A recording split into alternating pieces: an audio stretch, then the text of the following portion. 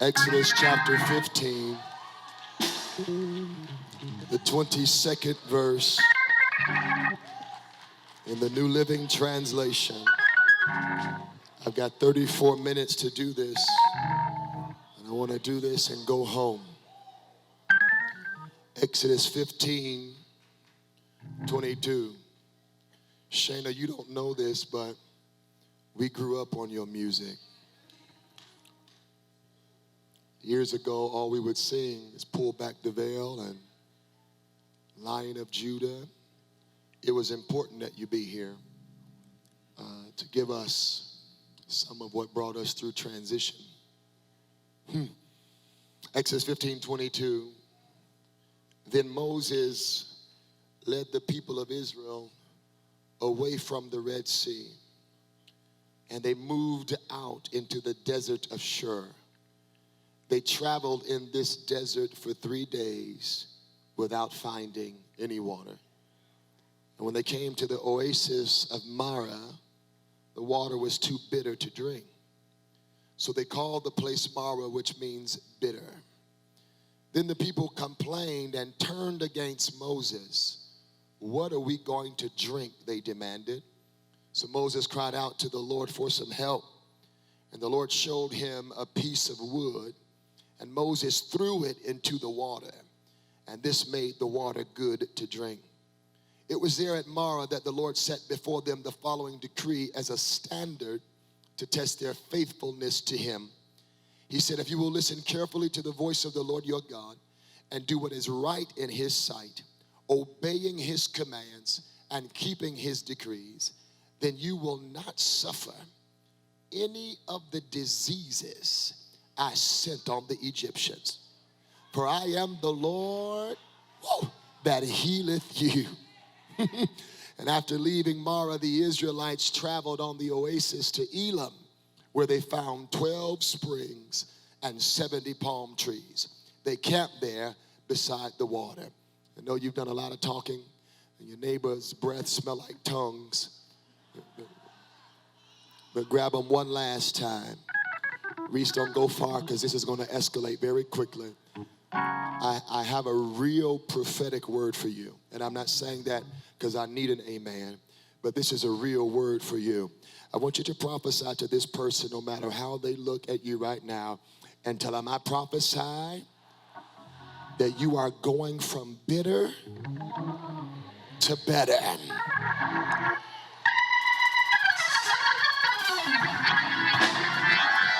Look at somebody else, say, don't be bitter when you can be better. Hey, I'm sorry.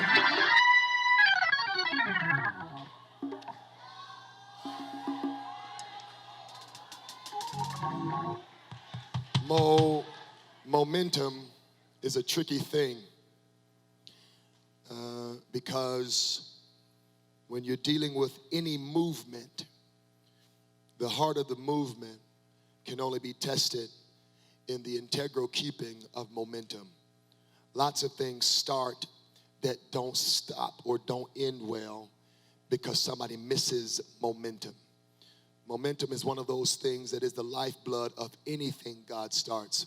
And God has entrusted to several people several things over history where he would entrust them with vision, with call, with courage, and somebody's disobedience or somebody's fear or somebody's awkward response to his instruction cost them their momentum.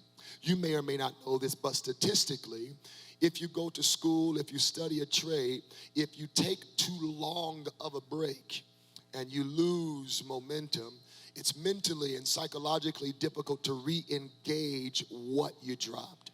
And there's a lot of people who experience things in life where the breath leaves them. They almost lose not just hope and courage, but a rhythm. And the way you were made as a human being was that you were your best, your most productive when you had the right rhythm. And there are certain people groups on the earth that have a gift of rhythm. Not all of them, but most of us know what it is to keep tempo, and we know what it is. Now, there are some people who, when the praise break comes out, they be shouting off the music they heard last week, and we let them do that, but we all have a sense of rhythm in our lives. Rhythm is so deeply engraved in the human experience that even children grab a hold to it. There aren't any textbooks to teach infants the power of pace and the power of rhythm and the power of momentum, but they gravitate to it during simple phases such as the alphabet song. When you teach a kid the alphabet song, they learn the rhythm of the song, and it subsequently teaches them language and communication and understanding. The problem with the future as we approach it is not that it's just coming together or that we need to believe it necessarily. Many of us run the risk of dropping what we just got at the conference because we don't understand the power of momentum. Momentum poses the question to everybody: what do we do next? Now, before you move this over to somebody and act like this is not applicable to you, there are a lot of things that you started, even at an accelerated rate, that you lost because you didn't ask, what do we do next? People in earth that are still reliving moves that have come and gone are having a lot of critical conversations about what needs to be done now. But immediately after you figure out what needs to be done now, somebody should be talking about what do we do next. And whenever nobody asks what's next, you end up not fully doing what you should do now.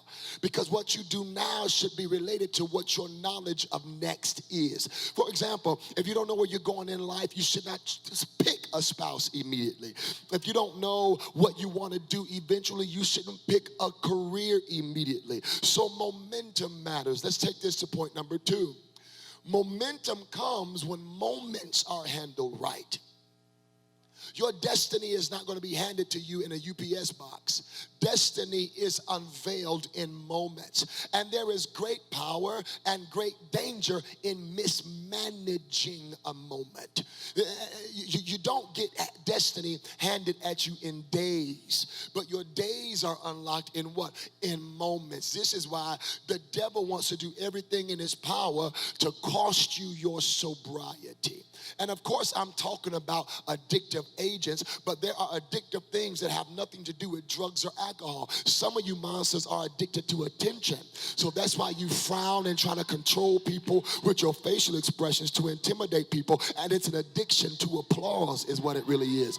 You can see how many of you are drunken by attention just by your Facebook posts or just by your Instagram posts. If you don't need nobody, why do you have to continue to remind us that you don't need nobody? It's an addiction to attention. And what it really reveals is a misappropriated moment. And if the devil can cost you your sobriety, if he can cost you your wisdom, if he can cost you your judgment, then what he can do is get you to mismanage moments. Everybody in here has had a moment that they want back. I want my virginity back. Because who I lost it to wasn't even cute. I wish I could have gave it to my wife. Y'all don't like that transparency? I want a refund on my virginity. It wasn't even good practice. Come on, what is wrong with y'all? I said that.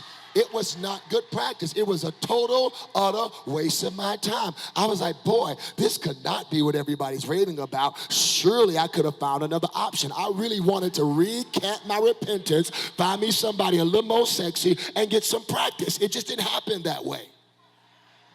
If that scares you, hold your seatbelts for a little while longer. I'm going to say some more inappropriate stuff.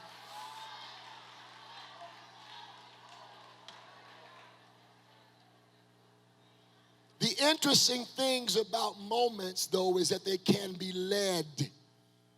Leadership, a part of their responsibility is to help you manage your moments well. Be angry, Jesus said. Get mad, but sin not. What is he teaching? You are allowed to have, but you are not allowed to make that moment your character.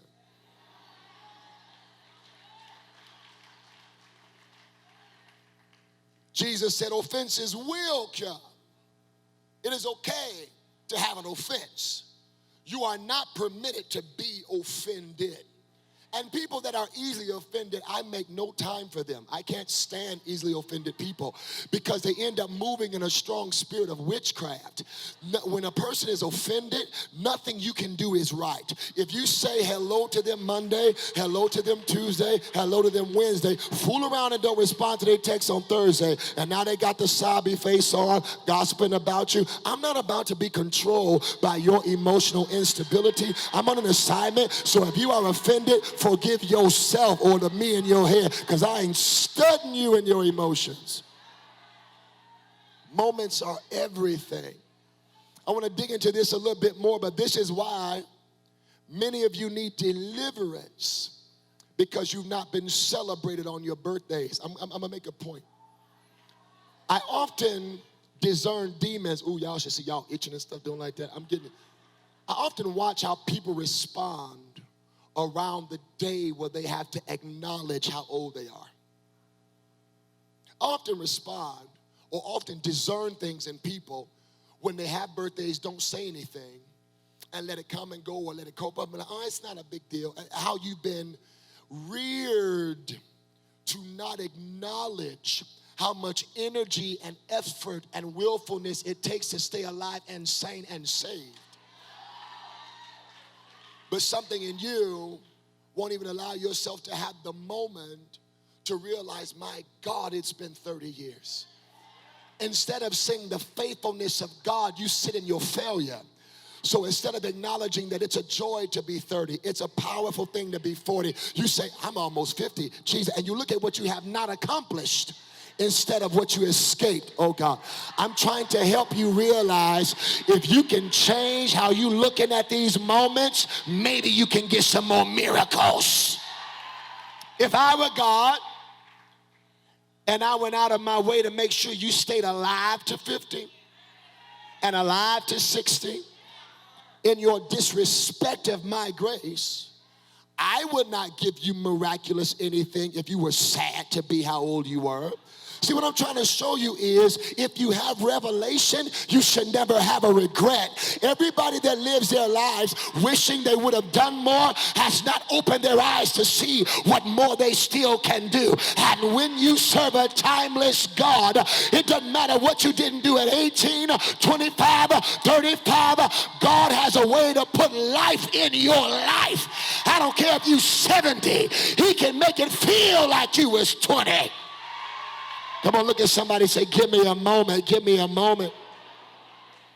Oh yeah, I feel like God is about to heal some moments. I said, I feel like God is about to heal some moments. There are some moments that he needs to heal so you can have some momentum. The hardest people to lead are people in transition. Transitional stages. Transition costs security. You are never going to feel secure in transition. When you are in any transition, it literally is going to cost you a feeling of security. And the instability that comes in transition is because I know where I'm starting, but I have to hope in where I'm going. You have a physical, a mental beginning point, which requires no faith. You've been there.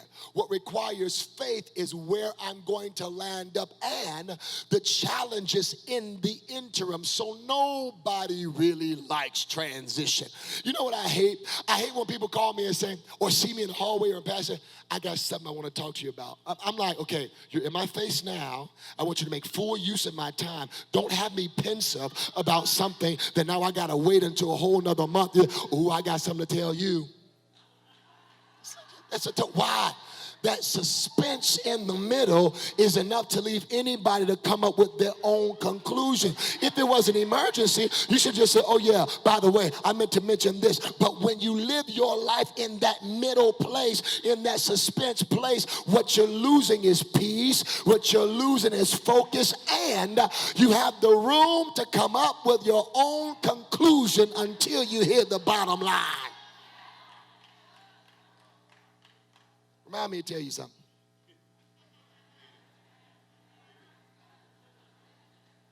Okay? Transition is difficult. God has never given a people anything without forcing them to transition into it. Hey, you have to transition into manhood. You don't just arrive there with a driver's license. You have to transition into womanhood. And then you have to transition into wifehood. It takes a real chemical adjustment to go from being single to married. And I wish y'all would stop underplaying that. Like all it takes is a dress and a ring. No, it is an entire lifestyle adjustment. And you can be the most generous person in the world. Nobody knows how selfish they are until they're having sex with the same person all the time. All of you are selfish, no matter how. Why? When you're by yourself, all you got to worry about is what you gonna eat, how you feel, where you going. You don't have to consider nobody else all the time. But covenant will make your self-centeredness manifest. I would never trust a promise that I didn't transition into. The danger of not transitioning well is whiplash when you're into it. You get in there and you don't know how to treat it. So transition gives you the character to treat it well. When you transition right into a thing, then you treat the thing that you are in well. And we know that Israel, because of who and how they were, spent a lot of time in transition. They were always going from this place to that place, moving from this land to this land. And our text lands us up on a transition. And where we start to get interesting is this. In the beginning, they have faith. Towards the middle, they get frustrated. Look at me. If you are frustrated, you are in the middle. Frustration is never the sign that you just started. I'm going over here. Frustration is always the sign that you're almost there. I can't get amens nowhere. Frustration is never, when you begin something, you're always excited. New Year's Eve, you're not like, oh, I can't stand this year. No. You are excited. You are clear. Frustration is the halfway sign. This is why you don't ever quit something, because you're frustrated. That's juvenile. That's kindergarten. When you are frustrated, you take a break so you can find out how you can begin the second half. Frustration is not finality. It's a time to focus. When you become frustrated, it means you lost perspective about what's before me, what's behind me, what I need, and what I have. When you're frustrated, it's the middle point. And Israel got frustrated because they had not found water yet. When they finally found water, it was at a place called Marah, and it meant bitter. God will put you on a long transition so that he can allow for secret bitterness to come to the top. I know you want me to turn my plow. Not going to do that. And there are people who conceal bitterness very well, particularly if it's enveloped in some fake wisdom, or if it's enveloped in some scriptures. Because, I know bitter people who can also find Bible verses to justify their personal bitterness. And nothing reveals bitterness like a journey. When people are on a journey, you end up seeing the bitterness by what they are unwilling to do again. If you've tried forgiveness, if you've tried mercy, if you've tried a mentor, if you've tried to be mentored, I can always see if you are bitter by what you forbid to allow to happen, even if it's necessary. There are people who will be like, I tried that before, I'm not going to do it again. And it's God's way of saying, aha, bitterness. Now, here's the deal with bitterness. You have a right to be affected. That is your human right. You have a right to be impacted. That is a part of your human right. What you cannot be is bitter. The Bible said that when a root of bitterness is in anybody, they poison everybody around them. I don't think we talk enough about bitterness. We talk a lot about moving on, but we don't talk about a root of bitterness. Oh, look at you. I think we talk a lot about growing up, but what's behind a lot of your arrested development is an undiscovered root of bitterness.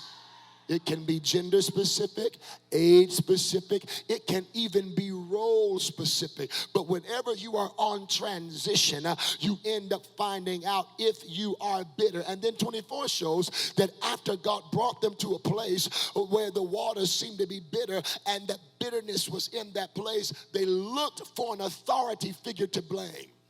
They wanted to project this bitter situation on whoever was most visible around them. Let me tell you how to get free. Until you stop blaming everybody else for where you are in life, you will never move on in life. I understand that you may not have been raised how you wanted to. No, maybe you didn't get the opportunity. But at the end of the day, God gave your life to you.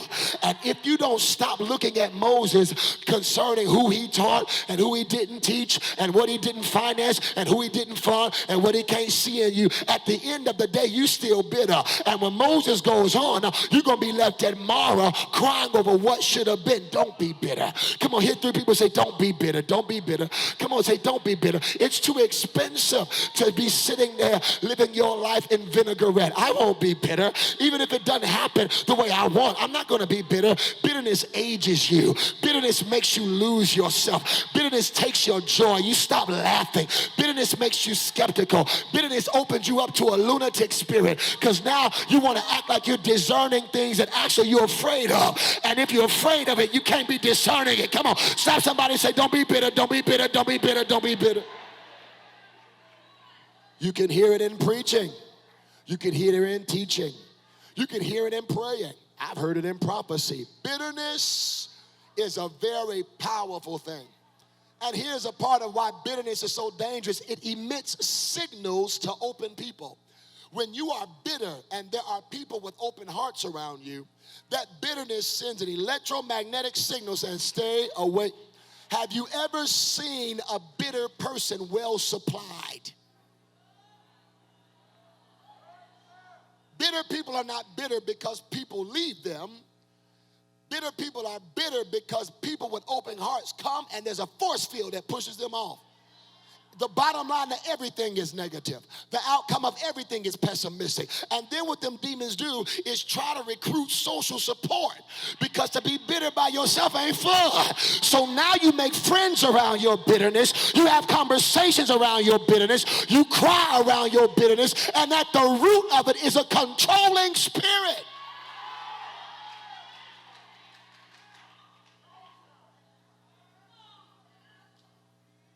I don't have water. Now I'm at water, and it's bitter. I love the fact that God uses their blame shift of Moses to situate them for a miracle. They blame Moses, which forced Moses to go to God for help. Here's the problem. If you're dealing with a bitter wife, a bitter husband, a bitter friend, and if you got a bitter friend, you probably got some bitterness in you. Because whole people they can't tolerate bitterness. It's draining. It makes you tired. You'd be sleepy. You just can't do it. So if you have bitter friends, I guarantee you it's some bitterness under that slip somewhere. You just have yet to find exactly what it looks like. When you got a bitter child, if you have a bitter anything around you, what you need to do is discontinue the communication and ask God for some help. What I'm showing you is you are not going anywhere trying to fix bitterness by yourself. Once I've realized that you're bitter, I've identified that what it is, I'm now going to cut off access and I'm going to go to God. You're going to have to either heal that or move it. I don't want to be contaminated with this. This is not going to obstruct me. It's not going to cost me my momentum. Bitterness wants to break your moments. There are people who don't like you because you live in their dream. There are people who can't stand you because you accomplish more in a shorter time. And if you're not careful, they'll try to befriend you to find an outlet to express their bitterness. It's not that they want a partner. They just want you to realize that they use your life as their measuring stick. Bitter besties. Moses cut him off and asked God for help. Now I want to talk to some Moseses in here real quick. I love the fact that in this scenario, wood is not abnormal. You're sitting on wood, standing on wood. There's wood in all of this. But when your heart is right toward God, you better receive this as a word. God will show you the potential of a normal thing. You'll look at a common thing that everybody sees, and you will see something in the common thing. See, what I love about ingenuity and innovation is it doesn't have to always be bizarre. You can look at something and say, I see the potential of this thing, and it can make it work. That's what greatness is. There are people that are blinded to the potential of stuff, and God will open your eyes to it, and you can end up making it do what it was not originally created to do. Now, that's real beyond. Everybody else can walk past the wood, and you have the power and the capacity and the faith to look at the wood and say, I think I can do something with that. The reason why I think Moses used wood was because it was there. If it was a turtle shell, if it was a rock, if it was a piece of grass, it would have become the solution, because the real solution wasn't the object, it was in what Moses saw. Lift your hands.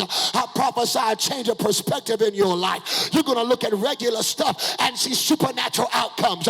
You're going to see a natural stuff and see deep within it. You're going to look at the chair and see the tree. God is about to give you third dimension perspective where you can see the maturation of a thing before it manifests. Say, it is so. Change how you're looking at it. Now, I like this because Moses was walking with them at Marah, the place called bitterness, and he sees a piece of wood and he takes it and throws the wood into the water. There is no such thing as sweet wood. He takes the wood and throws it into the water. He throws it into the water. Let me ask you a question. If you're bitter, do you take risks? Bitterness is a manifestation of the spirit of fear, a tormenting spirit to be specific. So you cannot be bitter and full of faith. You can't be bitter and do things that compromise your alleged safety. So what the devil wants you to do is drink the same bitter waters as Israel did, so you won't give it your best shot. Come on, grab somebody your hand real quick and say, for the next month, I'm about to give it my best shots. Oh, you don't mean that, you liar. Look at somebody else. Say, for the next 30 days, I'm about to give it my best shots. Listen, you ain't got nothing else to lose. If you're not crazy by now, if you're not schizophrenic by now, if you ain't homeless by now, why not use the end of this year to give it my best? Oh, come on, Zion. I believe God is saying, tell them, give it your best shot. Give it all you got. Rest up, practice, hydrate yourself, because in about 30 days, something's going to happen. And I want you to give it your best. Hey. Tell somebody, give it your best shot. Give that marriage your best shot. Give that company your best shot. And hold nothing back. Throw the wood in the water.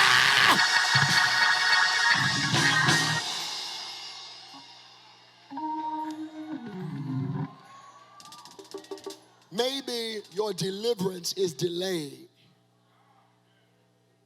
because you've not given it your best.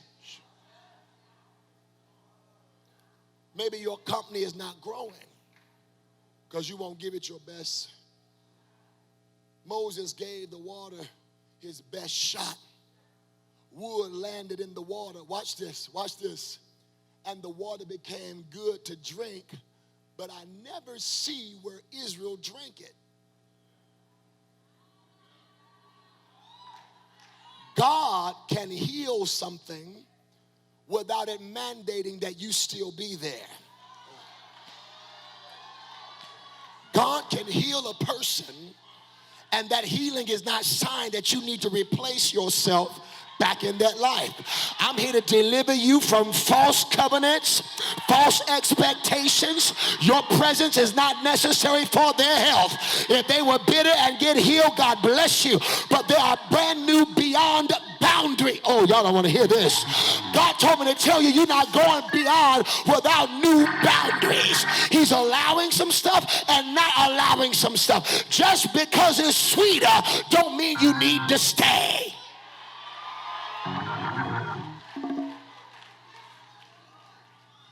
Well, I know I'm right about it. Some of you use the fact that it's been regulated as a reason for you to remain there. Who told you that just because things get better, that means that that's still your appointment? Who told you that just because it's a little better than how it used to be, oh, she's getting really better with that? So what? The point is not whether it's better. The point is, do you belong there? You forgot that the point was momentum. I don't care how it straightens up. Don't you lose your rhythm, because if you lose your rhythm, you won't get to Canaan trying to cater to Marah. The water problem got fixed, but we don't see that Israel drank. The point was to perform for Israel so that they would know that God was able to do anything. But it was not an indicator that they needed to stay there. Throws it and gives it his best shot. And the Bible said they keep going. And here's what the scripture says, Prophet Darius. This was done as a sign to Israel. You want to hear a hard word? God's going to heal some stuff to show you he can, and then tell you to leave it.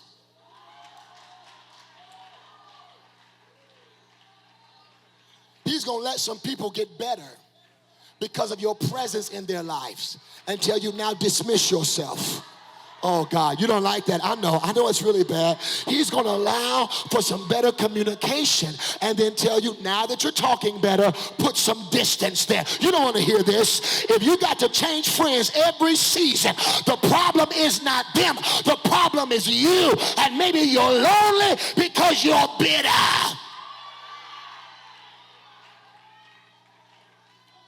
Emery, venting was never supposed to be a daily thing. Y'all kill me. Full of gossip. Venting is something that maybe happens what? Monthly? Venting is supposed to be the peak expression. If you vent Monday, then Wednesday, then text vent Thursday, this is too much venting. What's going on now is you're using a synonym for the opinions that are going unregulated. And just because they accompany a few tears don't mean that they are justified. You need to be delivered in your inner man so that God can heal you, so you can keep your momentum.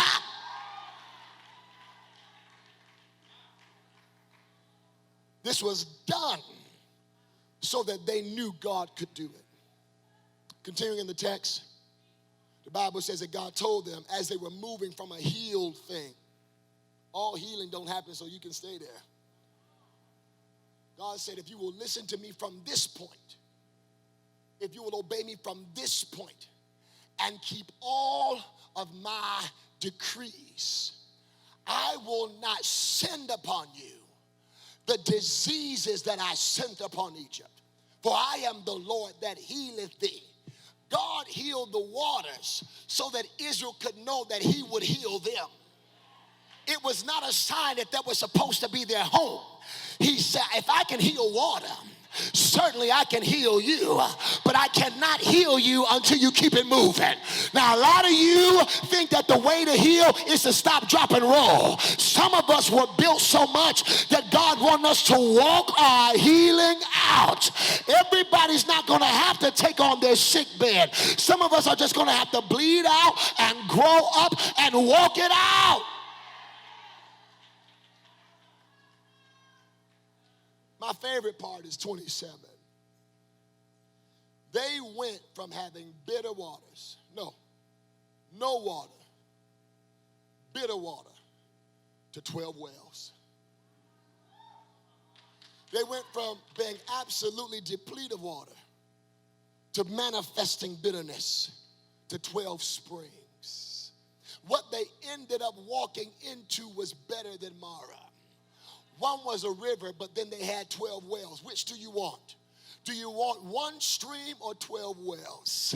You see, the benefit of allowing God to rid your life of bitterness is what you stumble on is going to be better than what you planned for. What you don't realize is that Marah was a pit stop. They had planned to rest there. They did not expect to experience Elam. It was something on the way. I believe God can bless you more on your accidents than he can on your plans if you let him have the bitterness. God can bless you more on things you stumble upon and prosper you more and favor you more beyond your plans if you get rid of bitterness. Bitter people are so blind. It's difficult to prove things to them. It's difficult to get things to them. Now listen, if that ain't deep enough, there are possibilities for entire organizations to grow bitter. Bitterness is not just a personal issue. I know bitter organizations. Now, generally, bitter organizations are led by bitter leadership. If the entire approach is bitter, it's because somebody in influence pursues their attempts or pursues their goal in bitterness. Like, for example, when you build out of fear, you can build. You're just going to build something that's not really productive. Because if you're building around sensitivity issues, personal fears, fears of pain, then what you build is so frail that it can only handle what you can as a person.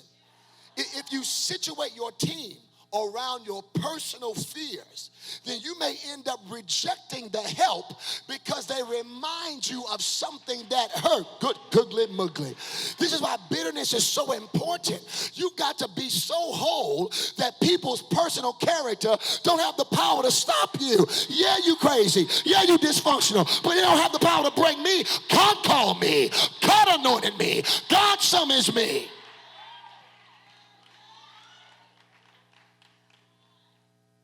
Better is the fruit of somebody who refuses to be bitter. And you never be better until you allow yourself to be free from bitterness. The interesting comparison to this, and I'm done, is that we see that after Marah got healed, they moved. Once they found these 12 wells, the Bible says they stayed by the water. They encamped there.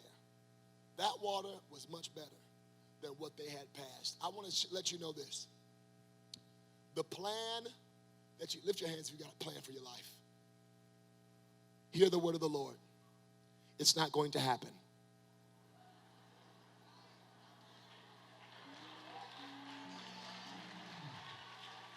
Oh, I want you to sit in that.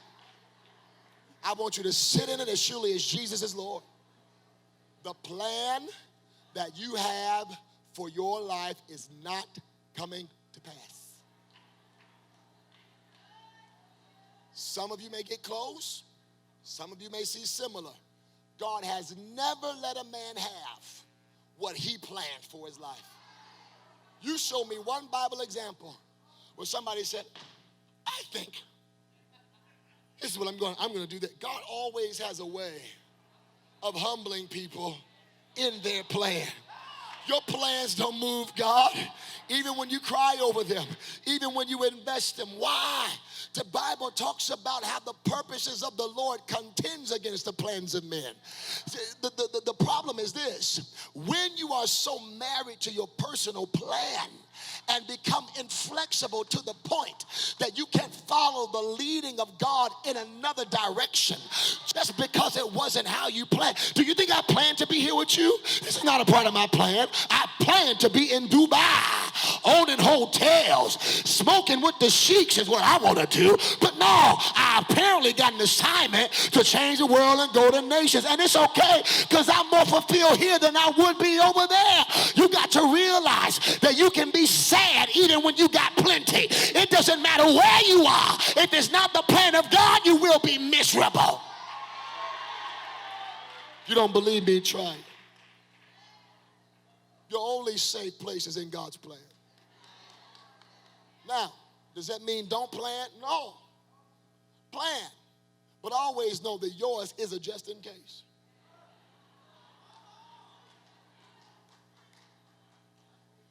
It is a lack of stewardship to not plan. But you have to realize it ain't gonna never end up how you turned out. Nobody dies like it was exactly how I imagined. Phew. Nobody. God hides the turns. And I have a hard word for how many got a big calling on your life? Wave your, now y'all scared to wave your hand now. You're like, I ain't calling to do nothing but go to heaven. I'm sick of all this.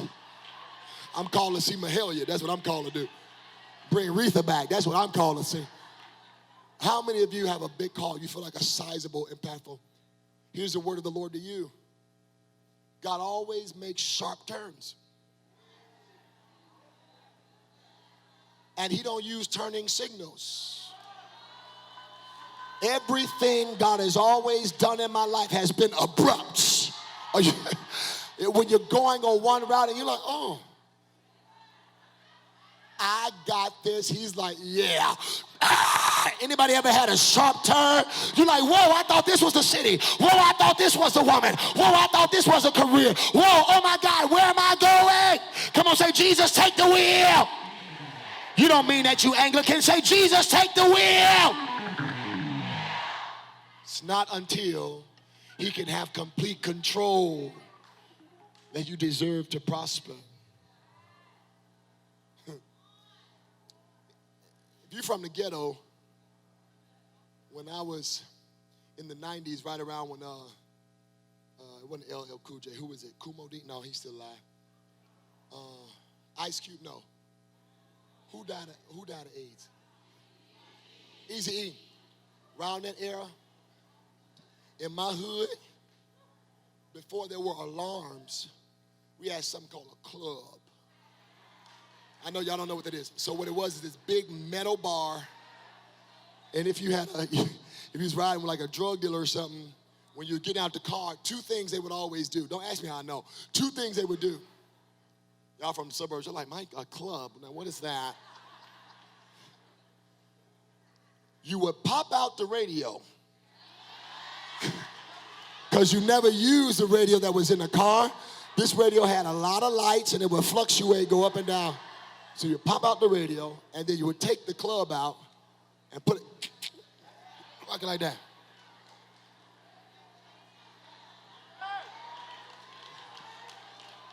Many of you are driving destiny with a club on.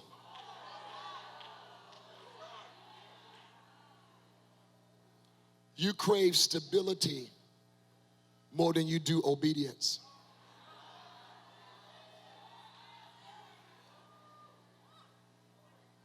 You just want a pace. You don't care about if it's God's will or not. You want to be able to rub shoulders with your boys, and you want to feel accomplished even if you are deceived.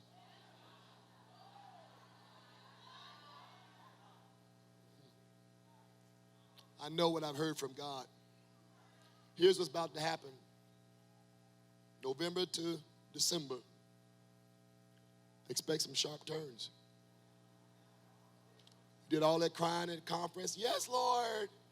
I'm going beyond. Fire God. Yay. Thank you, Dr. Pale, Elder Ivy. Just, the future is place. You know what you told the Lord? You can have my stability. You told him you can take anything I'm relying on currently. Whatever my current sources of stability is, you have the right to that. Now you like, wait a minute. Maybe I don't need to go beyond.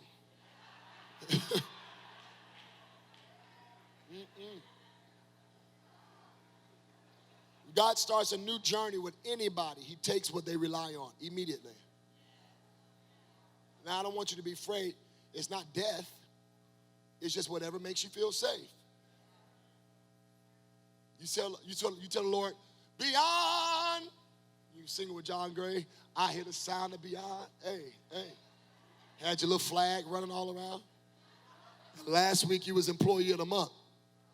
You walk into a firing letter Monday. And you mad. On sabbatical. Now it's your turn, sabbatical. Now you're at church. When the real truth is, You asked the Lord to take you where you couldn't see. Why y'all ain't shouting now? You told the Lord you trusted him with your future. So it doesn't matter what symptom or what shake shows up in between. The bottom line is still the bottom line. If you're going where God said go, don't be afraid to lose something in the middle. You're not frustrated. You're in the middle. It's a sign that you're almost where you're supposed to go.